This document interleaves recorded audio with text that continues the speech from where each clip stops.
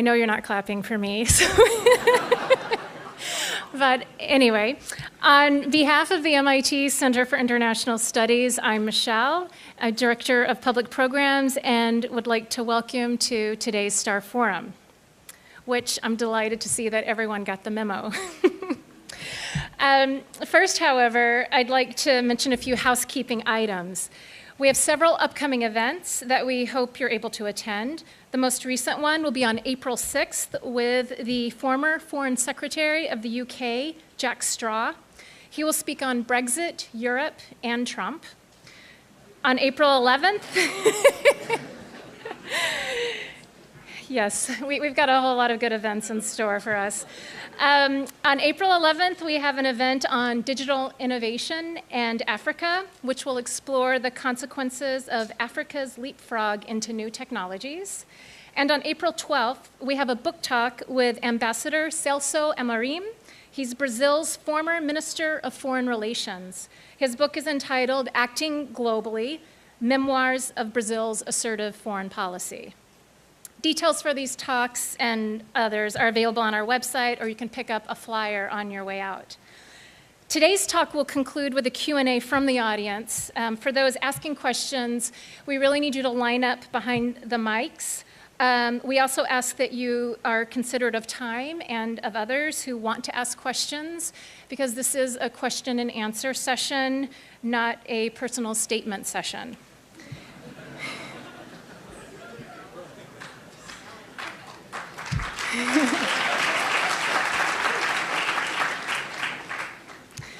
Finally, it's truly an honor to introduce a man who needs no introduction.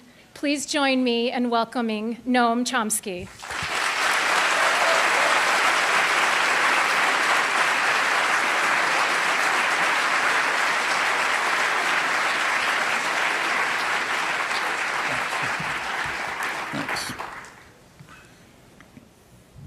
First question, as always, is can you hear me? Yeah, okay. For quite a few years, I've been intrigued by an interesting debate that took place about 25 years ago between two great scientists, Carl Sagan, Ernst Mayr. They were discussing the likelihood of finding intelligent life, extraterrestrial intelligent life. And Sagan, who looked at it from the point of view of an astrophysicist, calculated the number of planets more or less like Earth and concluded that the chances are quite high. Mayr, looking at it as a biologist, said, look, we have only one test case, namely Earth, which has had about 50 billion species, and we can raise the question whether what are the criteria for biological success on Earth with 50 billion cases to look at. And he pointed out that there is a striking regularity. The species that are successful, that a lot of them around basically, are those that mutate quickly, like bacteria, or those that have a fixed niche, like beetles, and they just stay there no matter what happens. And as you move up the scale of what we call intelligence, biological success declines. So there are not many mammals, there are very few apes. The only reason there's a lot of cows is because we domesticate them. But by and large, biological success declines as intelligence increases. Humans look like an exception, but that's a statistical blip, just a tiny moment of evolutionary time, last couple thousand years actually. So his conclusion is that, I'll quote him, "The history of life on Earth refutes the claim that it is better to be smart than to be stupid." What it shows, in fact, is it's much better to be stupid than smart. That's the conclusion. He also points out that the average lifespan of a species is about 100,000 years. We've doubled it. We're about 200,000, so we're a little beyond the expected extinction point. Well, that's the question I want to consider today. Is it better to be smart than stupid? It was addressed recently by a very good Indian writer, Amitav Ghosh, has a book called The Great Derangement, Climate Change and the Unthinkable. And in fact, our failure to address the most awesome challenge of human history, with the possible exception of nuclear weapons, is indeed a true derangement and painful evidence for the plausibility of Meyer's thesis that it's better to be stupid than smart. Well, these are the two existential challenges that overwhelm anything else, completely overshadow all other discussions. And their severity and their imminence is illustrated graphically by the famous doomsday clock of the Bulletin of American Scientists. It was initiated in 1947, right at the dawn of the nuclear age. In 2015 and again in 2016, it was moved, the hand was moved forward. Midnight means we're finished. The hand was moved forward to 3 minutes to midnight. That's the closest it had been to midnight since the early 1980s, when there was a major war scare in the early Reagan years. The reasons that they gave were the mounting threat of nuclear war and the failure to deal with climate change. I'll quote what they said is, at the time, the probability of global catastrophe is very high, and the actions needed to reduce the risks of disaster must be taken very soon. That was 2016. At the outset of the Trump term, they found, I'm quoting, the danger to be even greater, the need for action more urgent, and they moved the clock to 2.5 minutes to midnight. The clock is ticking, global danger looms. That's the closest to terminal disaster since 1953, when the United States and Russia exploded their H-bombs.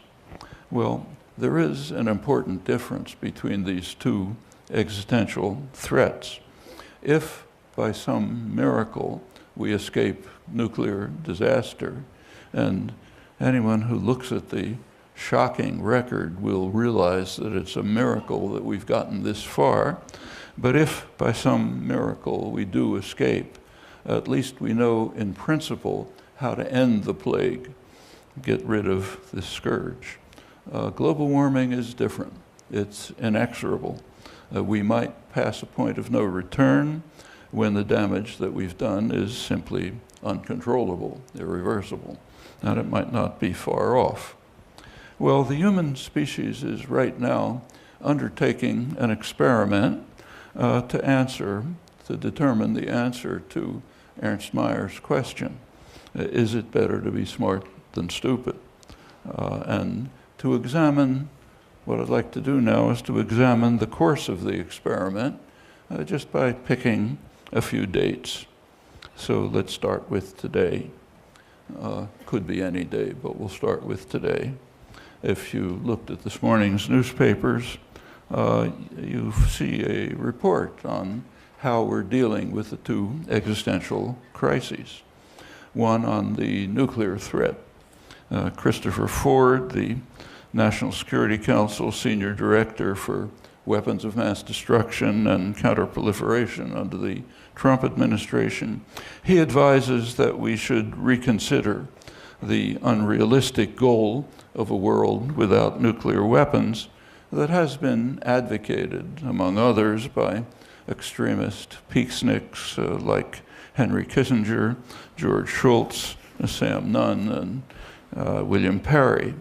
And the reason for abandoning this unrealistic goal of these utopians is Russia's increased aggressiveness, which is incidentally a charge that's dismantled quite effectively in the current issue of radical rag that's worth reading now and then, Foreign Affairs, the main establishment journal. On global warming, today, this morning, the National Snow and Ice Data Center reports that the Arctic has less sea ice at winter's end now than ever before. That means more dark ocean, hence more absorption of solar energy, more warming, and we're in a feedback loop, and you know what that means. The mean temperature for November was 23 degrees above normal, and at some points in the last couple of months it went to more than 35 degrees warmer than normal. Well, that's today's good news. Let's go back to yesterday. Quote from the Washington Post. Water temperatures at the surface of the Gulf of Mexico and near South Florida are on fire. They spurred a historically warm winter from Houston to Miami. In the Gulf, the average sea surface temperature never fell below 73 degrees over the winter for the first time on record. Galveston, Texas has tied or broken an astonishing 33 record highs since November 1st, while neighboring Houston had its warmest winter on record. Both cities have witnessed precious few days with below normal temperatures since late fall, and on and on. Well, I apologize if this is unfair, but I can't refrain from quoting one of the comments by a reader on this news report. He says, "The Republicans have all this under control. The plan is to have Jeff Sessions and Ted Cruz's dad stand at the shoreline with Bibles in hand. As the sky darkens and the water rises, they will raise their left hand, holding the Bible, and command the seas to settle. And if that fails, Plan B is to run like hell and to blame Obama." Which couldn't say it's better. It's a classic. And it captures the spirit of the times very accurately. Well, there was a second report yesterday in the business press, Bloomberg Business Week. The headline was, "The oil boom is back," and I'll quote it. "The number of oil and gas rigs drilling in the United States has almost doubled since bottoming out at the lowest level in more than 75 years of records. While 24 nations are coordinating to cut oil production and rein in the global supply glut, U.S. producers are moving in the opposite direction. Over the last 4 months, output increased by 500,000 barrels a day, and if that rate of expansion continues, the shale boom will break new production records by summer. The U.S. now produces 9 million barrels a day. We're way in the lead. This illustrates a very crucial fact of current history. The world outside the United States is taking steps, halting steps, but steps towards facing the existential challenge to survival. And meanwhile, the United States, virtually alone, is racing towards destruction with enthusiasm and dedication, which is quite a remarkable fact. Now, of course, the oil industry has plenty of help in helping and moving as quickly as it can to destroy the chances for survival. The IMF reports that the fossil fuel industry extracts a $700 billion annual taxpayer subsidy, which is not in the crosshairs of Mike Mulvaney, I'm sure. And the industry doesn't take chances. In 2016, it spent $117 million in campaign contributions while fielding 720 lobbyists in Washington to make sure that Congress gets the message. And apparently it does. There's a recent Washington Post article which reports that many Republicans in Congress do recognize the severe threat of climate change, but they won't talk about it because of funding pressures from the fossil fuel industry. That's particularly true since Citizens United open the floodgates even wider for a flood of corporate political funding, which means you toe the corporate line or you're out. Well, that's yesterday. These reports are quite typical of the daily fare. Pick almost any day, find similar things. Well, let's continue to review the experiment that humans are undertaking. I'll just pick a few recent dates from the last few months. So start with November 8th. That was an important day in history for several reasons. Several events took place on November 8th. One of them was very important. Second one was extremely important. And the third was absolutely astonishing. The very important one was the election in the United States. Plenty of coverage of that, so I don't have to talk about it.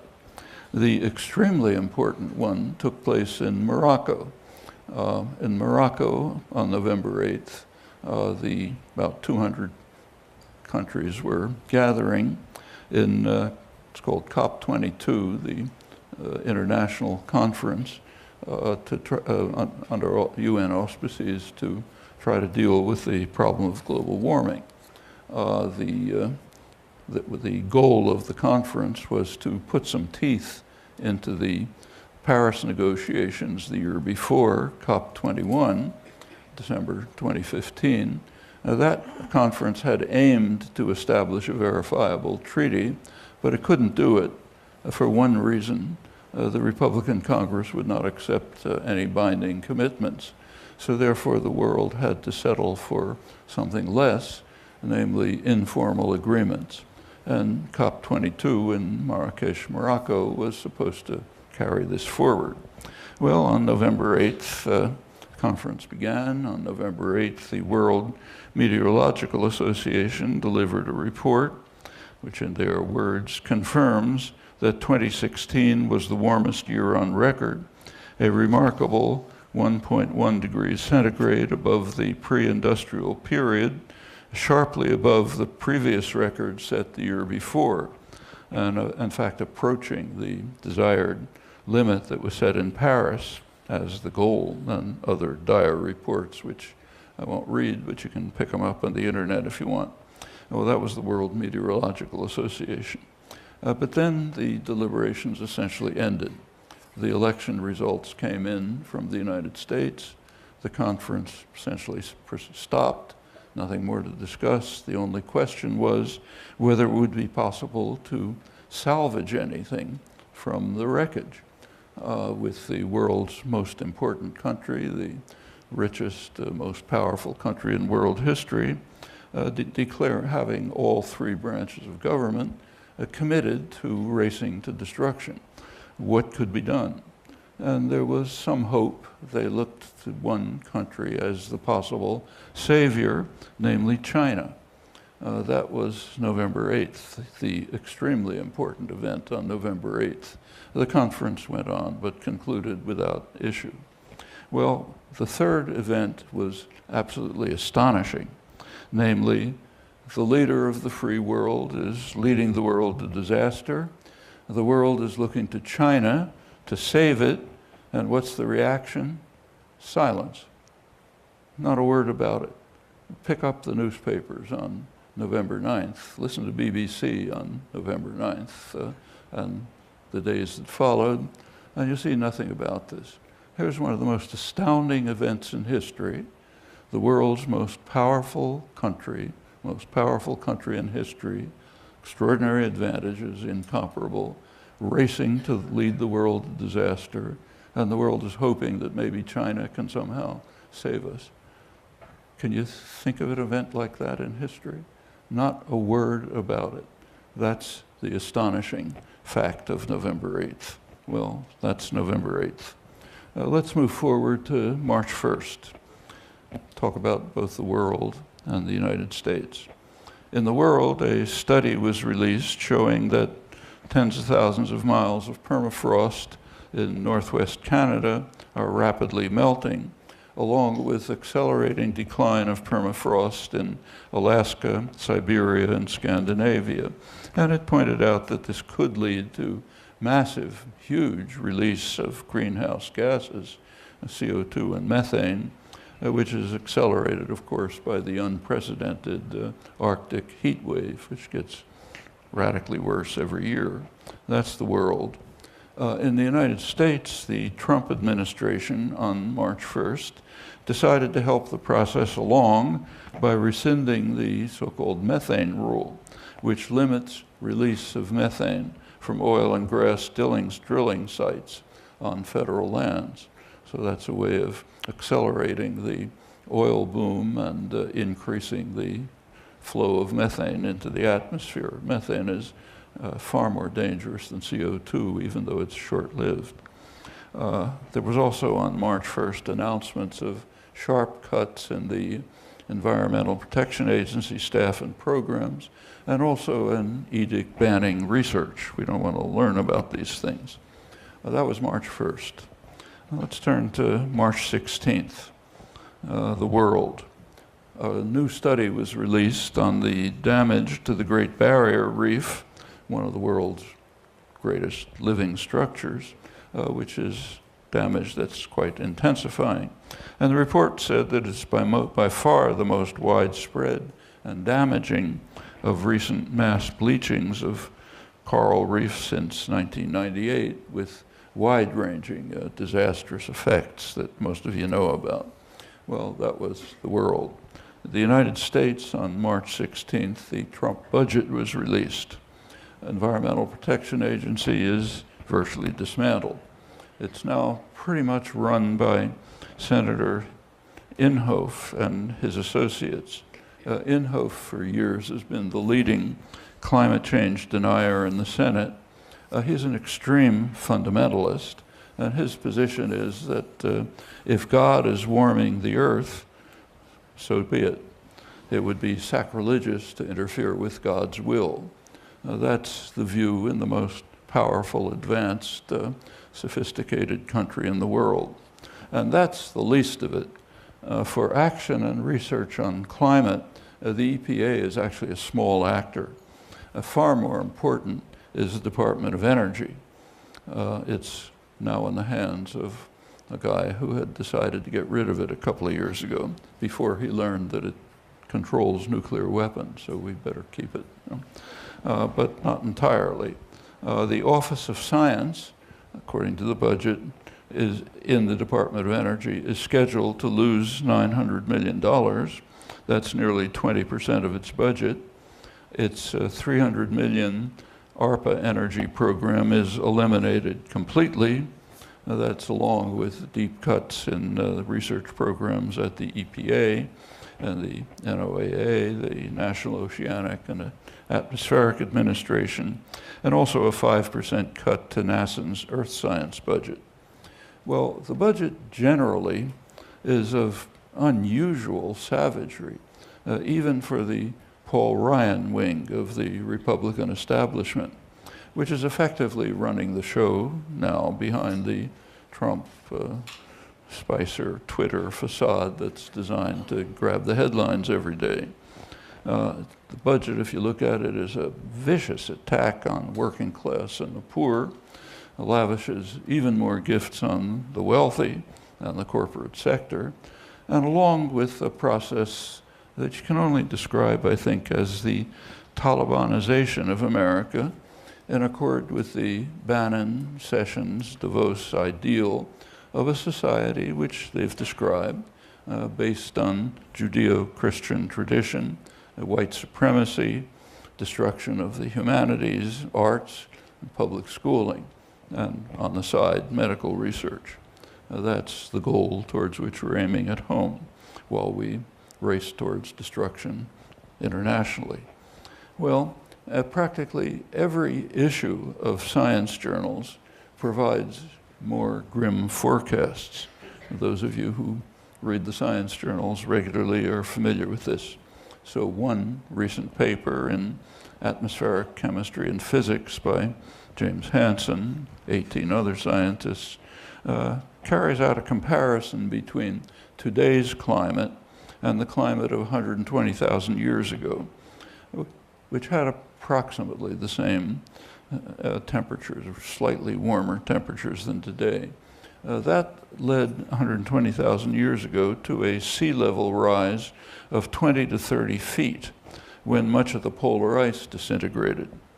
The paper predicts in the near future, killer storms stronger than any in modern times, disintegration of large parts of the polar ice sheets, leading to melting of huge glaciers. That's taking place rapidly, especially in the Antarctic, which is the most dangerous. And they predict a rise of sea sufficient to begin drowning the world's coastal cities before the end of the century. Hansen says we're in danger of handing young people a situation that's out of their control, with precipitous rises in sea level, not too far down the road, other dire consequences. There are other studies that indicate that climate change is occurring faster than at any time over the last 100 million years, by some estimates far faster. Last year, as you probably know, atmospheric CO2 passed the symbolic level of 400 particles per million. That's considered a crucial danger point. That's the first time in 4 million years, and possibly irreversible. Well, that's only a small sample of many such reports. They're constantly in the major science journals, sometimes making it to the media.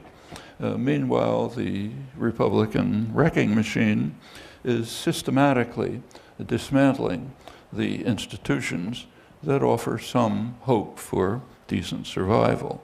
And it's not just Trump, it's the whole Republican Party leadership at the national level and also at much of the local level.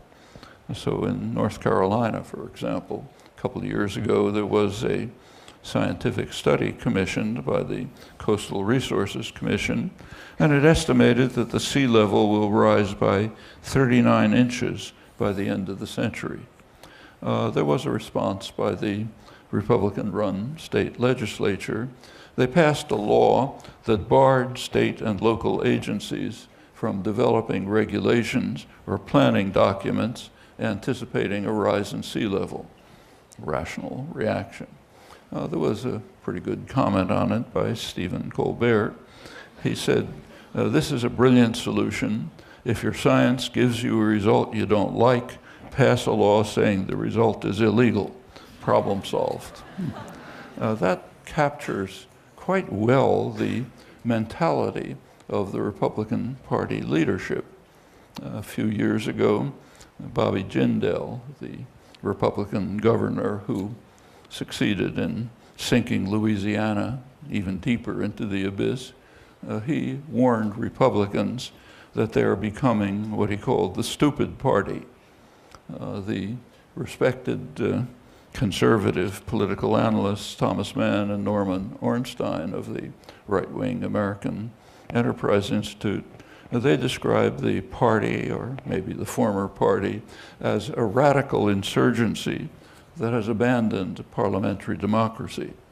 Perhaps a simpler characterization is the utterly outrageous charge that they are the most dangerous organization in human history, dedicated to the prospects, to ending the prospects for human survival.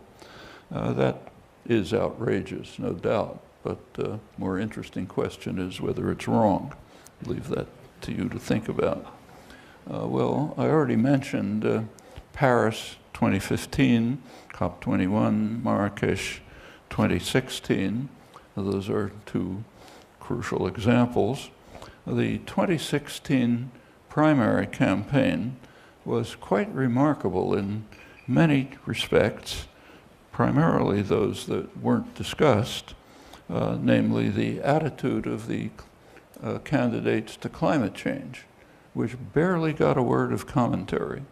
Every single candidate denied that what is happening, with the exception of the sensible moderates, like Jeb Bush, who said it's uncertain, but we don't have to do anything because we're producing more natural gas thanks to fracking.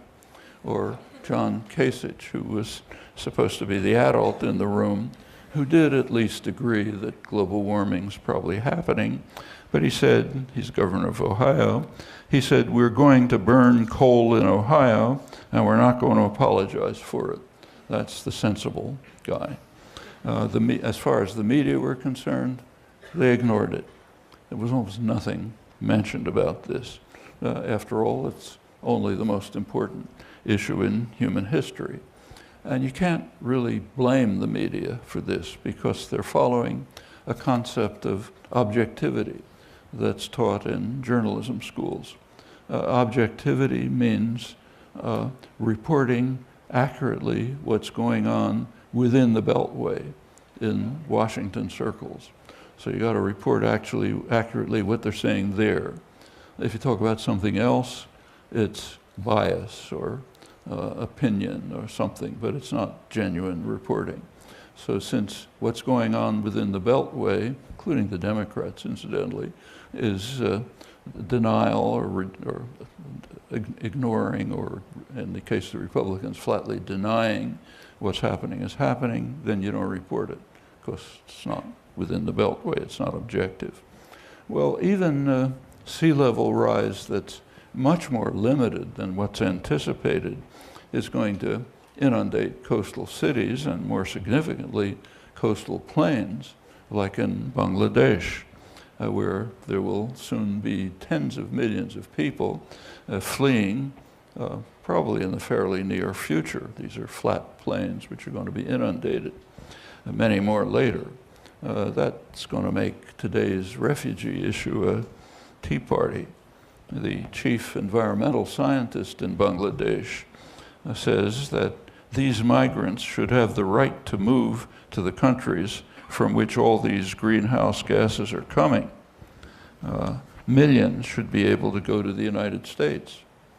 That just fits the current mood in what has long been the richest and safest country in the world, and also the most terrified. And those who think it's better in Europe can turn to a recent poll showing that a majority of Europeans want a total ban on immigration from Muslim-majority countries. So the idea is first we destroy them, then we punish them for trying to escape from the ruins that we've created. And we have a name for it. We call it a refugee crisis. Well, thousands of people, desperate people, drown in the Mediterranean, fleeing from Africa, where Europe has a certain history with which you're not unfamiliar. In fact, and the same is true of the United States and Central America, of course, and the Middle East. And in fact, the so-called refugee crisis is actually a serious, severe moral and cultural crisis in the West. Well, these two existential crises are related.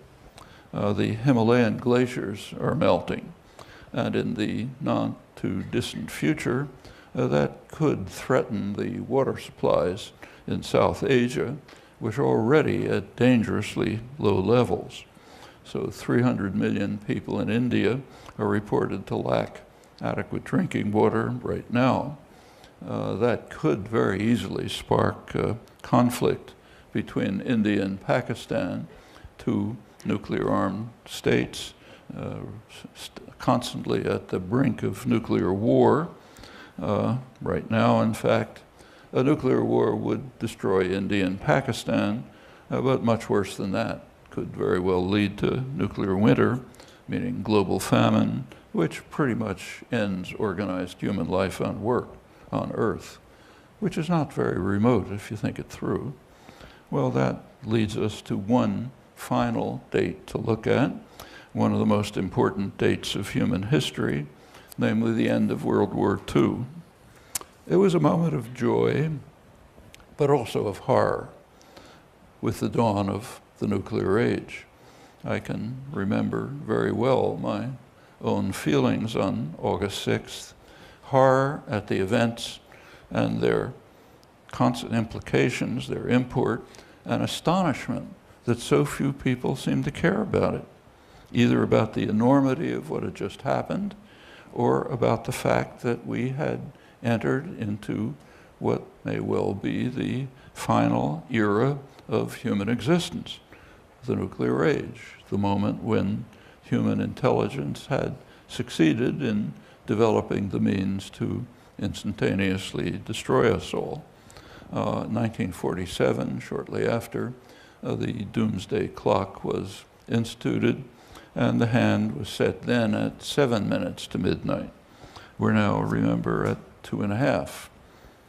Well, we have not only entered the nuclear age, but also the so-called Anthropocene, a new geological epoch in which human activity is dramatically changing the environment.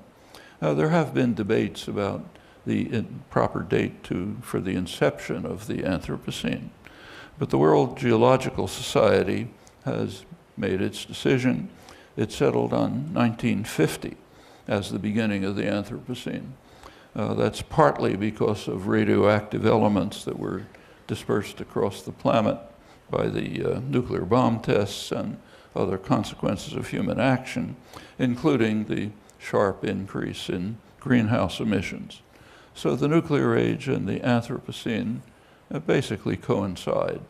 These are epochs of the post-World War II period. We are also now well into what's called the sixth extinction. It's expected to be similar to the fifth extinction. That was 66 million years ago, when a huge asteroid hit the Earth, destroyed 75% of species, ended the age of the dinosaurs. It opened a way for small mammals to survive and to expand and evolve and ultimately become us about 200,000 years ago. For a long time, humans had fairly limited impact, but by now, in the post-war period, we've succeeded in becoming the next asteroid, destroying species at an enormous rate, perhaps ourselves not too far in the distance.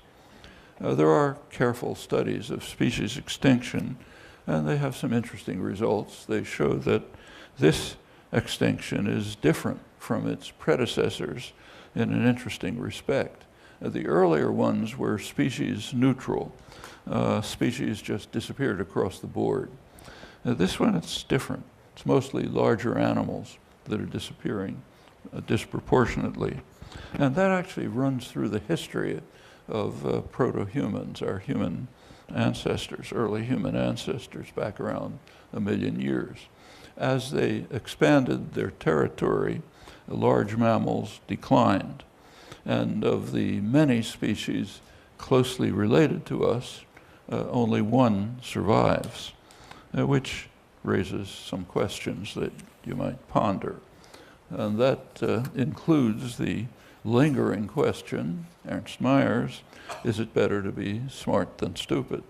And we have a few years to answer this question, not many. So how are we answering it? Well, one step was George W. Bush's abrogation of the ABM treaty, followed now under Obama, Bush and now Obama, followed by ABM installations right near the Russian border, allegedly for defense against non-existent Iranian nuclear missiles. You can believe that if you believe the tooth fairy, which Russia doesn't. They have good reason to regard it as a first strike weapon, as strategic analysts understand missile defense to be on all sides. The next step was offering NATO membership to Ukraine. Ukraine is the Russian geostrategic heartland. That was George Bush, but the efforts have been pursued by Obama and Clinton. Well, the Comprehensive Test Ban Treaty would at least end nuclear tests, which would be a considerable step forward. But it can't go into force until it's ratified by the few holdouts. Three are crucial: the nuclear weapon states that refuse to ratify it, China, Israel, and the United States. The major nuclear powers, US and Russia, which have overwhelming preponderance of nuclear weapons, are both expanding, modernizing their arsenals in quite dangerous ways. That includes tactical nukes that can be scaled down to battlefield use under low-level command. Could easily lead to very rapid escalation if there were any conflict, and any conflict between Russia and the United States is essentially terminal for everyone. That's pretty obvious. The flashpoints are becoming more serious right at the Russian border. Notice the Russian border, not the Mexican border. That's a fact worth considering. And it's a result of expansion of NATO right after the collapse of the Soviet Union. This was in violation to verbal promises to Mikhail Gorbachev, verbal promises that NATO would not expand. The phrase was 1 inch to the east. That meant East Germany. Nobody was thinking about anything beyond. NATO would not expand 1 inch to the east if Gorbachev agreed to unification of Germany and a unified Germany joining NATO, a hostile military alliance.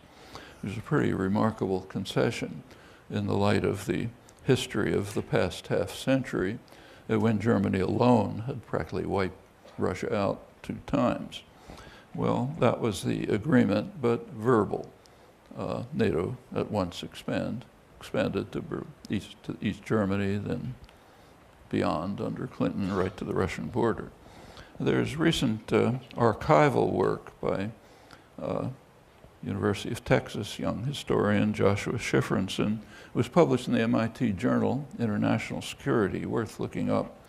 It very strongly suggests that President Bush, #1, the statesman Bush, and Secretary of State James Baker, who were the negotiators, strongly suggested they were consciously deceiving Gorbachev, pretending to make an agreement which they intended to violate. And were very careful not to put anything on paper.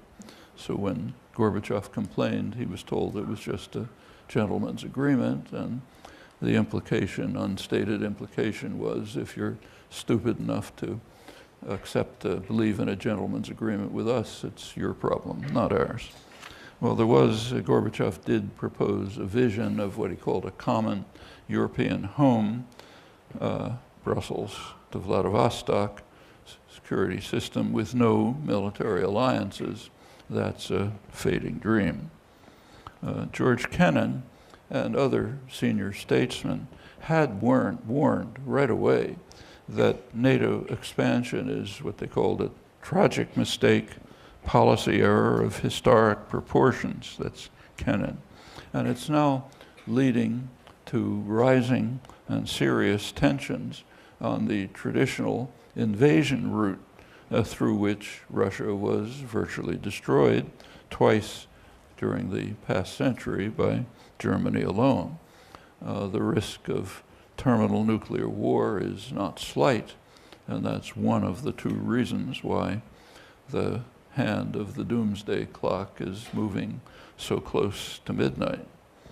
Well, with some justice, European historian Richard Sakwa writes that NATO's prime concern now is to manage the risks created by its existence, which is quite accurate, I think.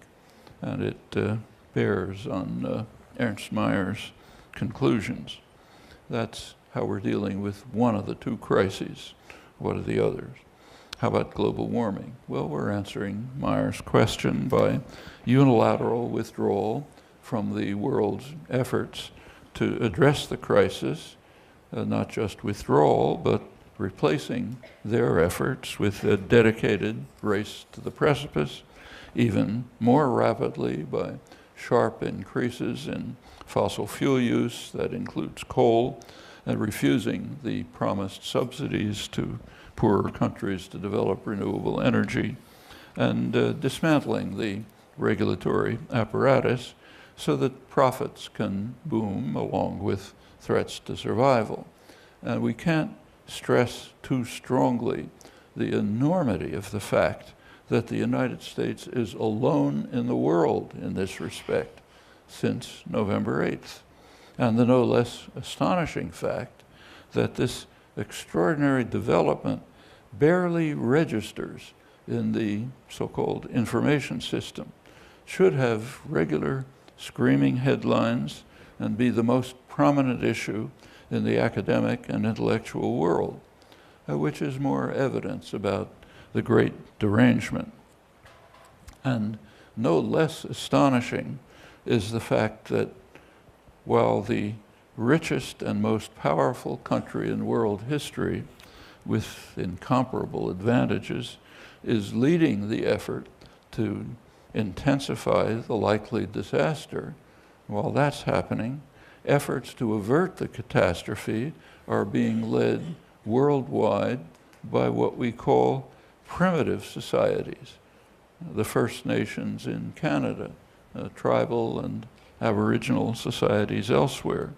So, for example, Ecuador, which has a large indigenous population, sought aid from European countries, rich European countries, to allow it to keep its oil reserves underground where they ought to be, even at a cost of considerable profit. The aid was refused. Ecuador revised its constitution in 2008 to include what are called the rights of nature, having intrinsic worth. The same in Bolivia, with an indigenous majority. And quite generally, the countries with large and influential indigenous populations are well in the lead in seeking to preserve the planet, while the countries that have driven indigenous populations to extinction or extreme marginalization are racing towards destruction, which is perhaps something more to think about. Well, outside of the world center of devastation and destruction, which is right here, some things are being done. Not enough by any means, but not negligible, and an indication of what can be done. So Denmark is aiming to reach 100% renewable electricity within 20 years, and in all sectors by 2050. Germany, which is the most successful state capitalist economy, has tripled renewable energy for electricity in the past decade, aims to increase it by almost half by 2025, more than 80% by 2050, and by then to have reduced greenhouse gas reductions to 80 or 90% of 1990 levels. China, which is still a huge polluter, is well in the lead in production of solar panels and also development of advanced solar technology, claims to be phasing out coal plants. In the United States, Hawaii passed a law mandating that all the state's electricity will come from renewable sources no later than 2045.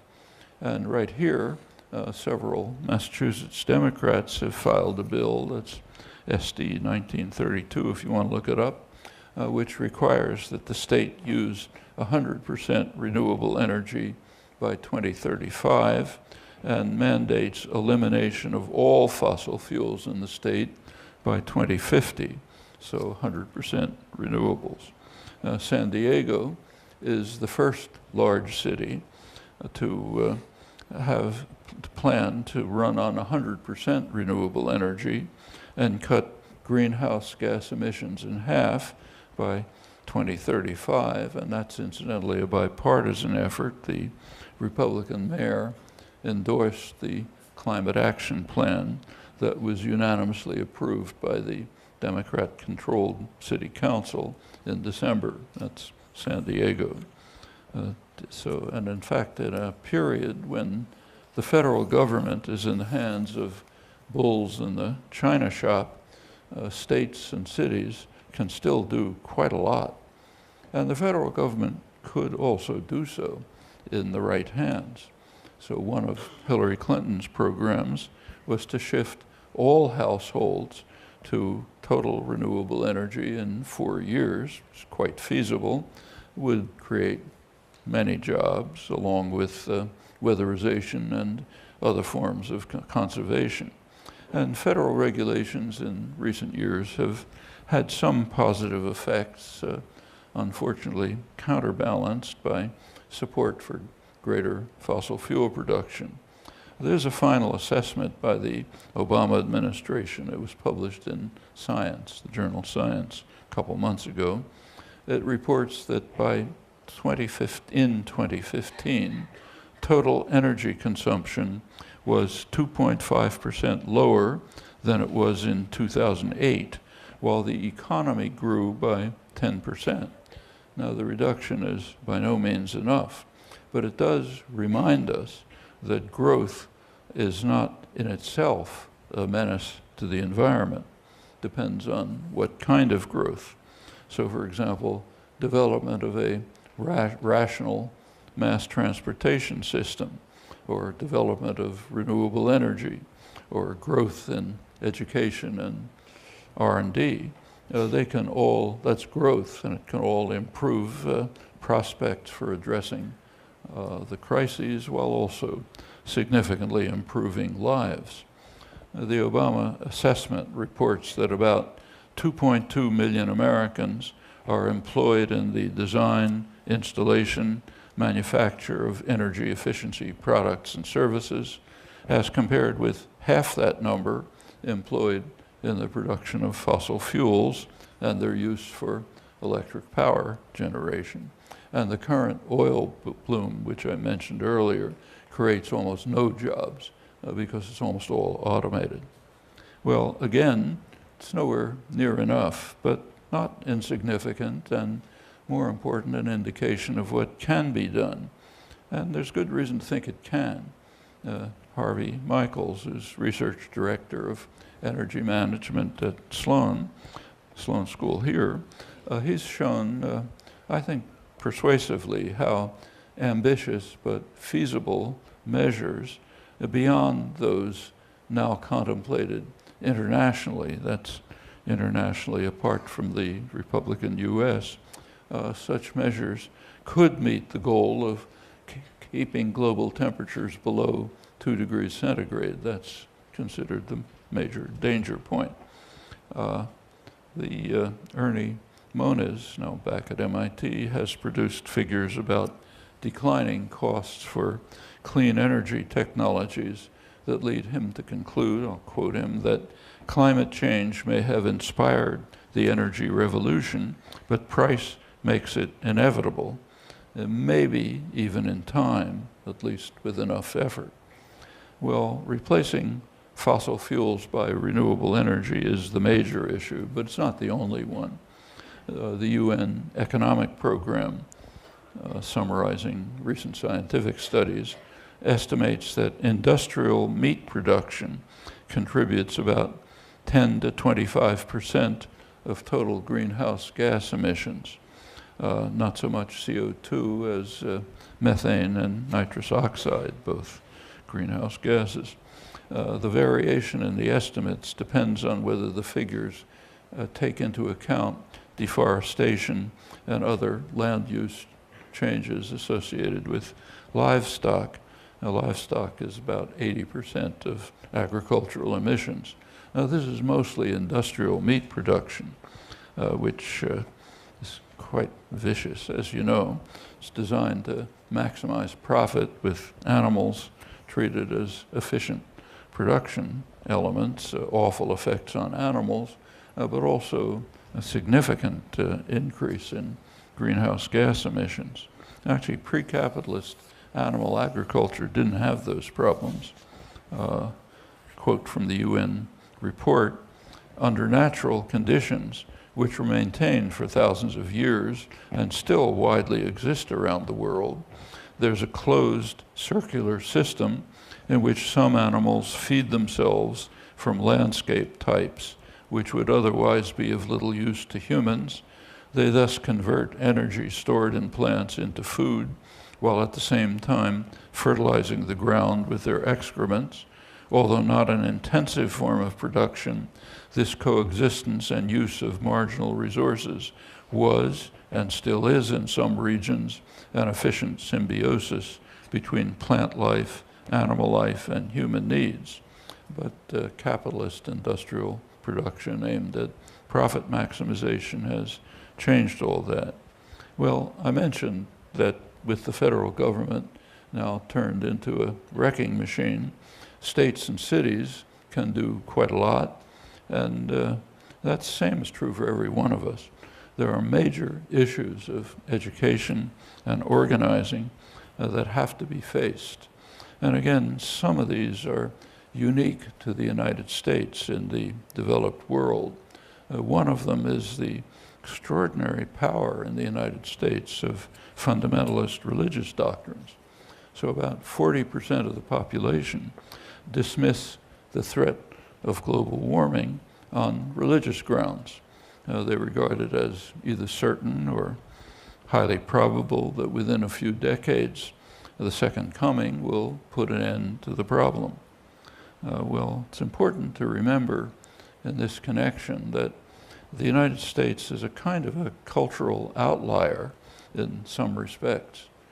Prior to the Second World War, the United States was by far the most powerful economy, but it was not a major center of scientific or general culture.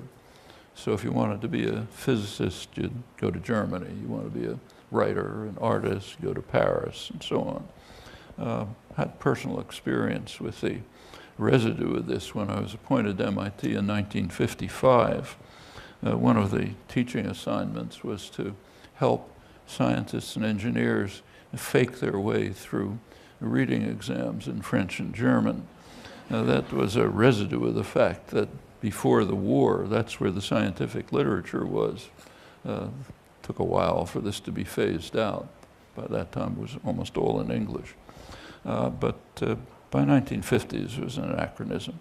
The changes are very real, but they've affected only part of the country.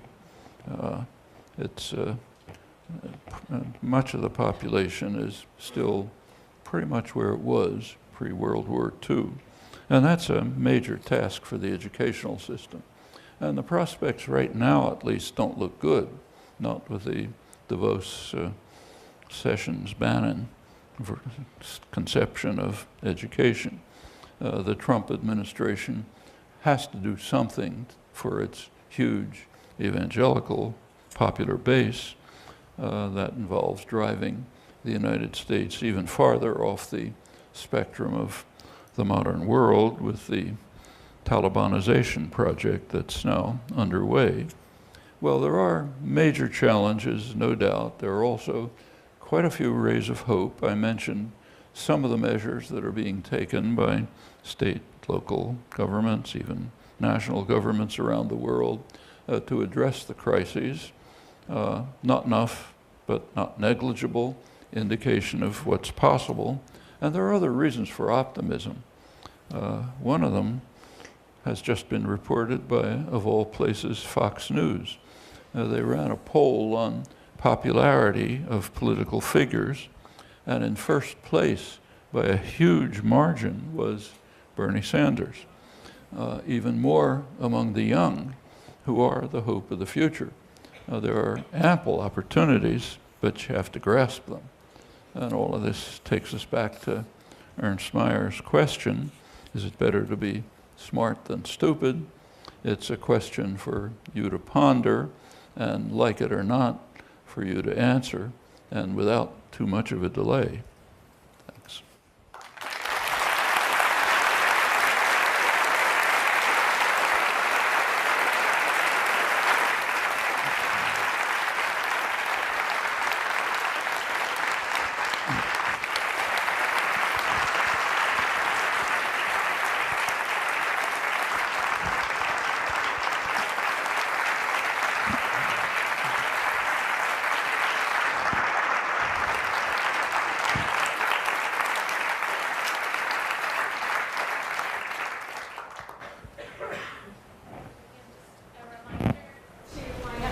mics for your questions.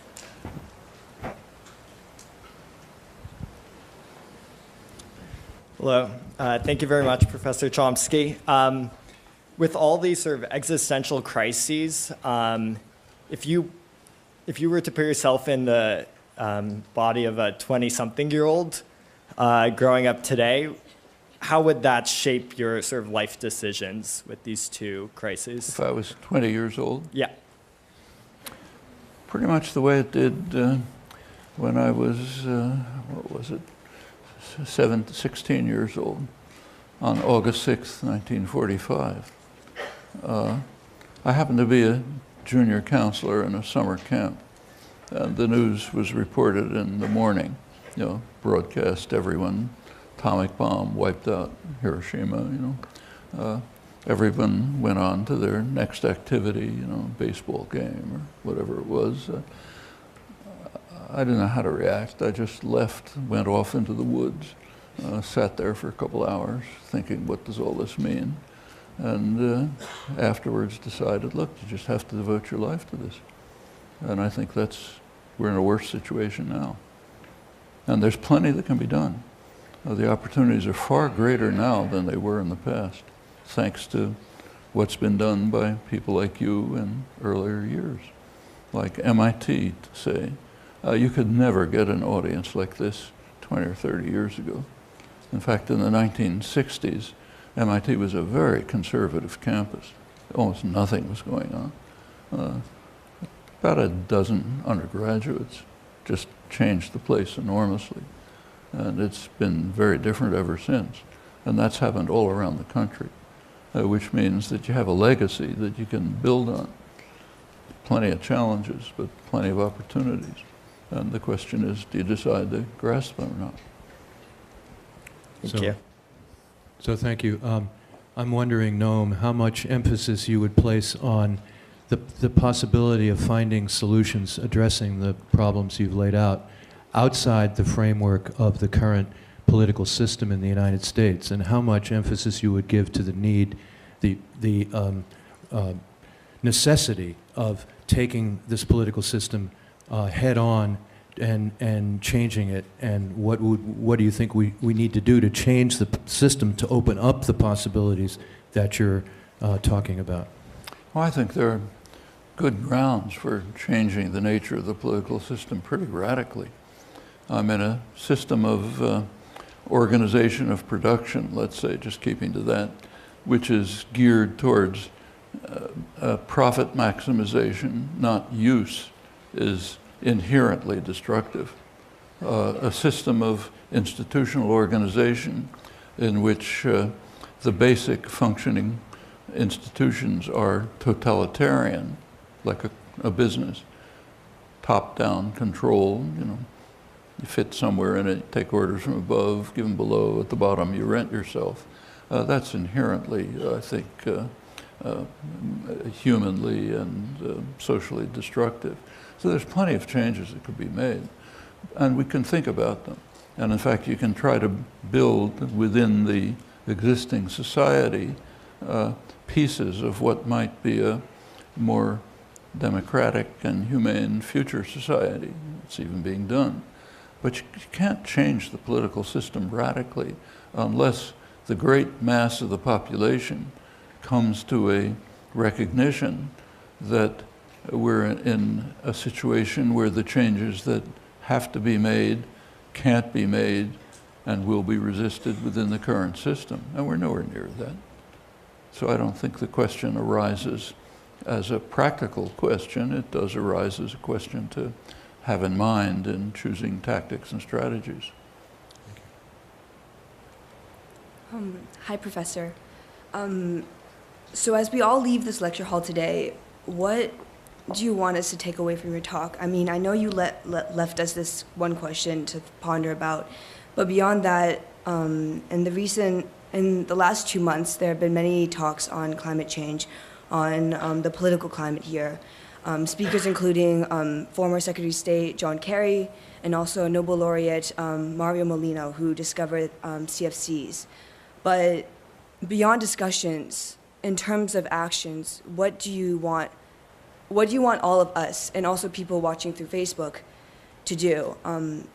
I came from a city called Duisburg in Germany, and it used to be part of the heartland of the German coal and steel industries until also past couple years ago, they implemented new energy policies to basically shut down all of these factories that were harming the environment to such a radical degree.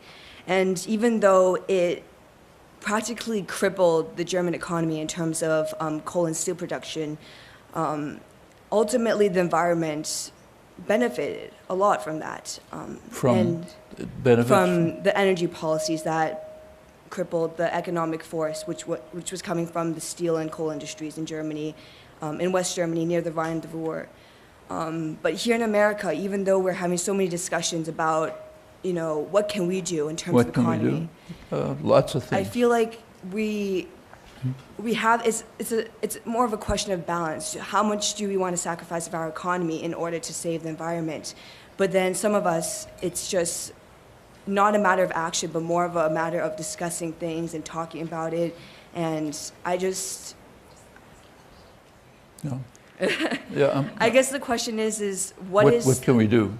Exactly. Like, Well, what is the bigger point of your lecture, other than to So ponder you this people here, question? what can you do? All sorts of things. I just mentioned, in fact, a number of them. Take, say, for example, the bill that's pending in the Massachusetts State Legislature. If it was passed, could have a big impact. It could put the state on a direction in the near future towards 100% renewable energy, what San Diego is already moving towards. And San Diego is not exactly a bastion of liberalism. If that can be done there, it can be done here. But it's not going to happen unless there's plenty of pressure for it. I think there are 3 legislators who put it through, and virtually nothing is known about it. So one thing that people can do out of thousands is try to work to get measures like that passed, not only in the state, but even in, say, Cambridge, like San Diego. Another thing you can do is move very directly. Even simple things like replacing light bulbs with LED bulbs has a pretty significant impact on energy production. And that can be done, to do it on a significant scale takes organization and activism, but that's one thing you can do. As I mentioned, the most popular candidate and the political figure in the country happens to be Bernie Sanders, overwhelmingly among young people. That popularity, he calls his position a revolution, but that's an indication of how far the country has shifted to the right. In fact, his policies would have been quite acceptable to Eisenhower. In fact, if you go back and read Eisenhower's comments on the New Deal, he said anyone who questions New Deal policies doesn't belong in the political system. Well, that's just about everybody by now, except Sanders, who's calling for New Deal policies. Eisenhower's comments on the significance of unions, labor unions, are almost unimaginable today, but correct. And that's the right wing in the 1950s.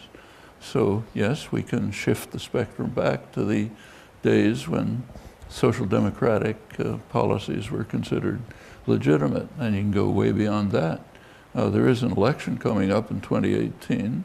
The Democrats, among their failures, have been essentially the Obama Democrats basically destroyed the party. There's almost nothing left except at the presidential level.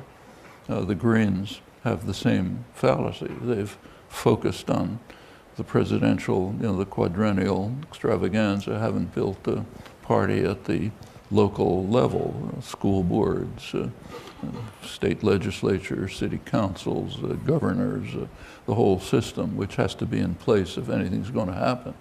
The Koch brothers understood this. The right wing has understood it, and in fact built such a system even on a minority base. Hasn't been done on a majority base, but it certainly can be. There's the beginnings of establishing, say, cooperatives. or worker-owned enterprises run by their own members. These are things that not only can be done, but are being done. There's a whole range of possibilities that can be pursued if you choose them, if you choose to do it. There's just no shortage of things. It is an immense pleasure to listen to you. I'm a little bit off topic, but I don't think I will have a chance ever to ask you that. What do you think about the meddling, the Kremlin in our election? Sorry, I didn't hear. Could anybody? The meddling of Russia, the Kremlin in our 2016 election. I'm sorry, but I don't. The meddling of Russia allegedly in our elections. Oh, the meddling of Russia in our elections. That has most of the world cracking up in laughter. You know, it's just a joke. You know? I mean, literally, suppose every charge is correct. Let's say the most severe charges are correct. It's not even a joke as compared with what we do constantly. I mean, just take a minor example, what we do with Russian elections. In the early 90s, when Yeltsin was Clinton's favorite, he was supposed to be the guy, the hope for the future. When he destroyed the parliament and overthrew the formal democratic system, he was strongly supported by the United States. In 1996, when he was extremely unpopular, for pretty good reasons, because the shock treatment, the sort of free market policies imposed by American advisors just wiped out the economy and led to the death of millions of people. It was highly destructive. It led to the rise of, the oligarchs, many of them former apparatchiks in the communist system who stole the resources. It was a total disaster. And Yeltsin was the symbol of it. Clinton moved in very extensive, quite openly. There was nothing secret about it. Very openly with everything from loans to advice to direct involvement to try to make sure that our fair-haired boy won. That's 1996. And these are minor examples. I mean, the kind of thing we do constantly is just overthrow the government, institute a military dictatorship. And not in the distant past. I mean, it just happened under Obama in 2009 in Honduras. There was a mildly reformist government. The tiny elite of super rich who run the country didn't like it. He was kicked out in a military coup. The United States was one of the very few countries that supported it and claimed that the election taken place under a military dictatorship was legitimate. It's basically supporting a military coup to overthrow a parliamentary government. Is that meddling in the election? I mean, it just goes on and on like this. It's, so as I say, this is just making the United States kind of a laughing stock in the world, even if every single charge is correct. And most of them have no basis. Thank you. Thank you. So the silence in the media right now regarding climate change, an existential threat to humanity, is pretty deafening. And you provide an explanation for that in your book, Manufacturing Consent, that there are certain filters that limit the range of acceptable political discourse. I'm wondering, though, it seems like in this recent election cycle that maybe some of those filters are being circumnavigated by increased use of the internet and more democratic social mass media. Do you think that the election of Trump, the insurgent primary of Bernie Sanders, and the sudden outcry from major media outlets about fake news and the end of truth are a sign that maybe this propaganda system is breaking down? And if so, what does that mean for the ability to sort of break the silence regarding these existential threats that we face? Yeah, I think that's very important. In fact, if you take a look at the Sanders campaign, I mean, it really hasn't been discussed as much as it should be, but it was a pretty astonishing achievement. I mean, for well over a century, American elections have been pretty much bought. I mean, the evidence is just overwhelming.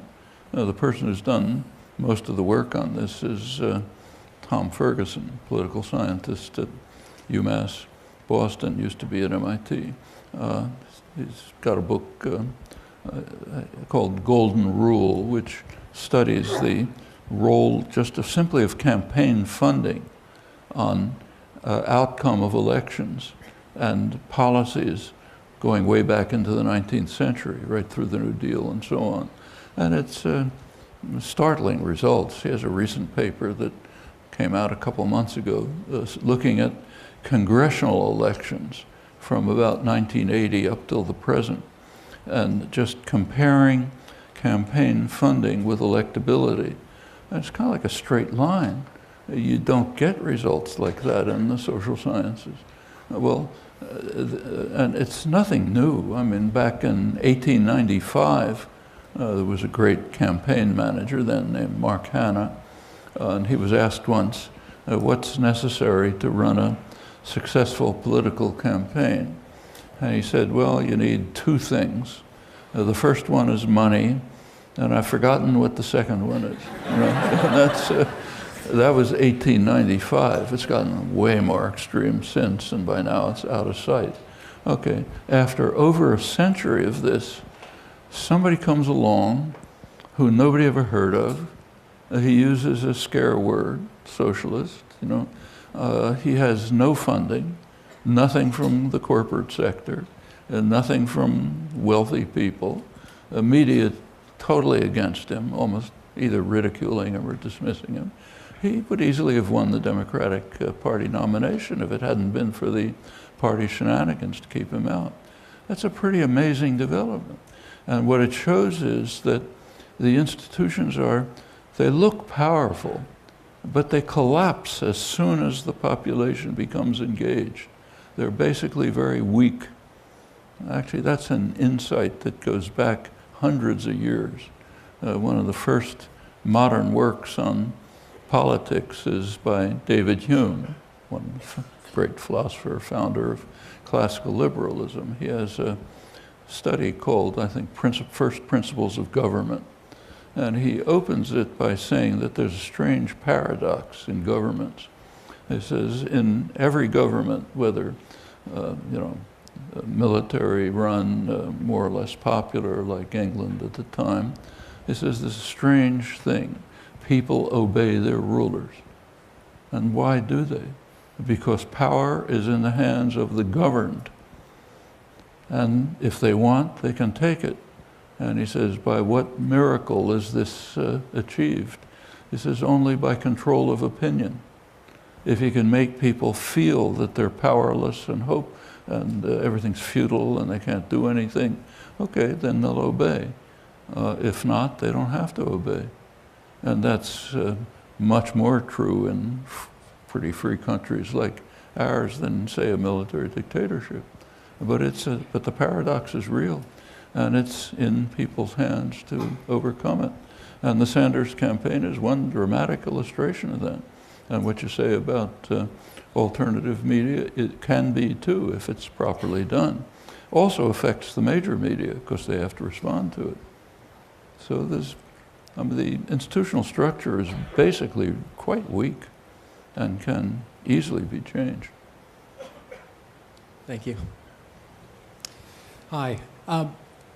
I want to be hopeful about our major institutions, our systems of governance, and higher education in particular, and its ability to grapple with the immense challenge of climate change and its like. But sometimes I wonder if we really need something dramatically different. When I think about higher education, the world that I live in mostly, do you think that there's completely new structures or approaches that we should be trying to create in order to deal with this? Because incrementalism maybe isn't doing so hot. Well, I think any of us could sit down at a coffee shop and think of much better ways to run the world. Better institutions, more democratic ones, more just ones, and so on. But thinking of that doesn't really help. You have to get the great mass of the population to be committed to creating them. And you can only do that incrementally. You have to work within the system that exists.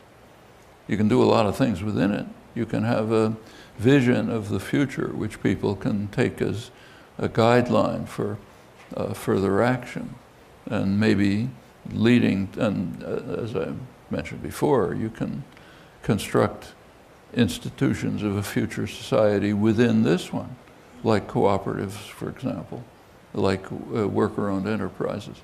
If they would extend, they would change the society enormously. And those are things that arise constantly if you're willing to grasp the opportunity. So take, say, the 2008 crash. One of the things that happened then, which was pretty interesting, was that the government essentially nationalized the auto industry. Basically just bailed it out. It was going to disappear. So the government, meaning the taxpayer, bought out the auto industry. And then there were a couple of choices that could have been made. One choice is the one that was made, without discussion. Namely, turn it back to the former owners, maybe new faces, but pretty much same banks and so on. So essentially turn it back to the former owners and have it go on doing exactly what it was doing, producing cars. There was another possibility. Turn it over to the workforce, let them run it democratically, and have it produce what the society needs, which is not more cars, but rational mass transportation. That was another possibility. But in order for it to be implemented, you had to have mass popular support for it. There was essentially none, so it didn't happen. And things like that happen even right locally in this neighborhood. So a couple of years ago, there was a small plant in Taunton, Mass., suburb of Boston, which was quite successful, a plant making sophisticated parts for aircraft. It wasn't making enough profit for the multinational who owned it to keep it going, so they decided to put it out of business. The union, Progressive Union, UE, offered to buy the plant and have it run by the workforce, which probably would have been profitable for the multinational, but for class reasons, they don't like that kind of thing. If there had been popular support, they could have won. There wasn't any, so they didn't win. Things like that are happening all the time. These could lead to major changes in the society. Are they incremental? In a sense, but their long-term consequences could be very great. And that's true of all kinds of things. Thank you. Let's go grab some of those opportunities. I think we have time for one more question. Mm-hmm. Hi, everyone.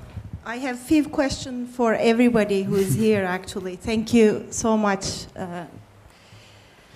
The first question is, how many of you have a car in this room? I'm sorry? How many of you have a car in this room?